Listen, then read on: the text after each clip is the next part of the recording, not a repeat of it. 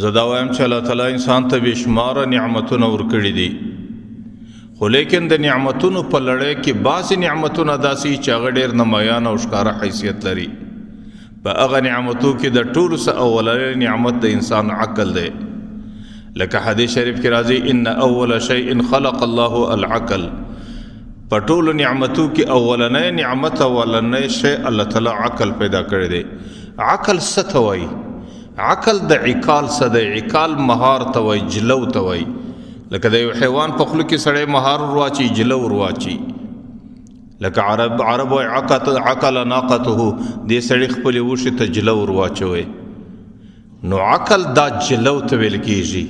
تاسو په معاشره کې ګورئ چې کم وښه کم حیوان په جلو کې د هغې د زندګۍ طریقه دا چې هغې بیا د مالک پر رضا باندې برابره چلیږي.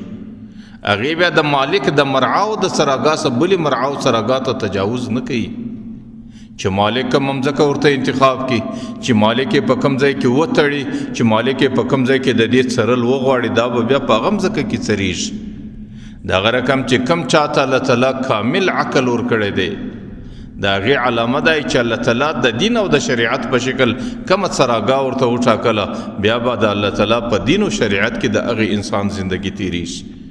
ځکه هغې د الله تعالی په مهار باندې تړلی دی، هغې الله تعالی په جلو باندې راګرځولی دی.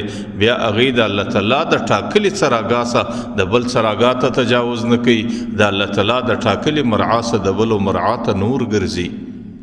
بیا هغې حیوان لکه څنګه چې حیوان په جله وي، هغې مالک په خپل کنټرول کې ساتي.